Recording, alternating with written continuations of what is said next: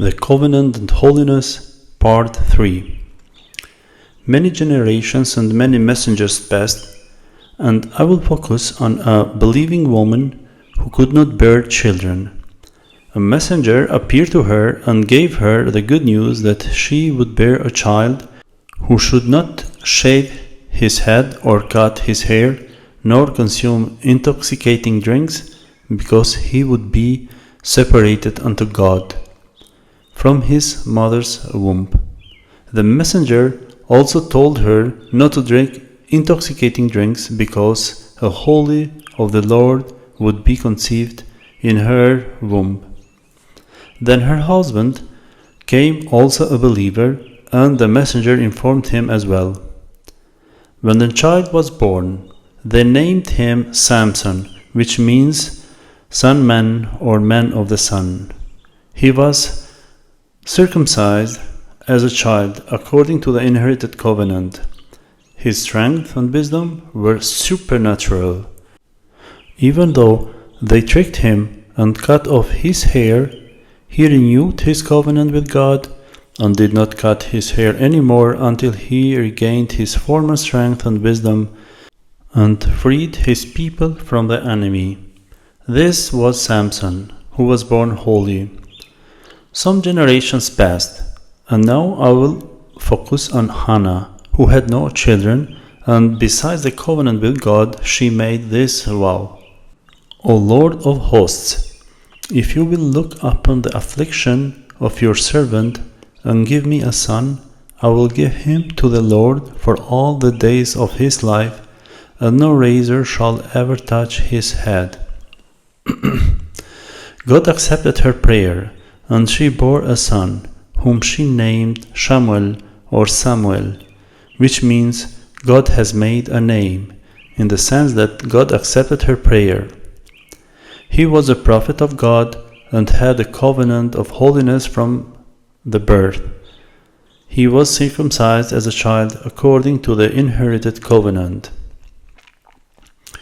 During the life of Prophet Samuel, something very strange happened to his people, the descendants from Prophet Jacob.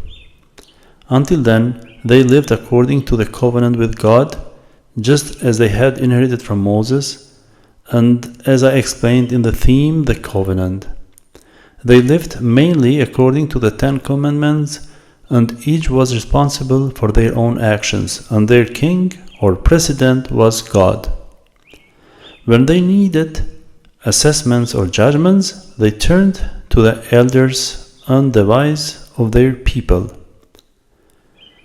A part of the people, seeing how other peoples around them lived, requested and said, "We also wish to have a king."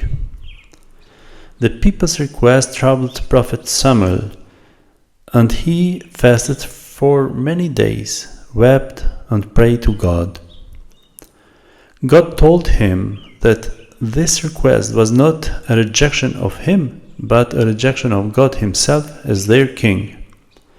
However, God instructed Samuel to grant their request, but first to warn them about the consequences of kingship.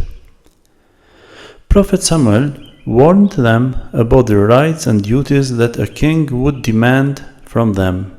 He told them that king would take their sons to serve in the army and in royal services. He would take their daughters to work as cooks and bakers. He would take the best land, vineyards, and harvests to give them to his officials, and he would take 1/10 of their crops and livestock.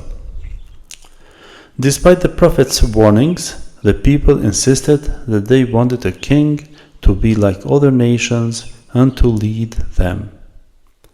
And this was realized naturally, not as they wished, but according to what God said. He, through the prophet, chose a good and simple man, gave him the covenant, and then made him king.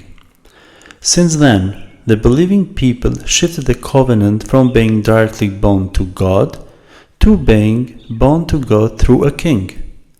Brothers and sisters, this change had a great impact later, because There were cases when the king was evil and killed not only good people, but also many prophets and children of prophets. Even today, there are many leaders of different states around the world who, however intelligent, by not considering the covenant with God, have ended up in the production of weapons and the generations of wars. Now I will conclude this part to continue with the fourth part of this theme.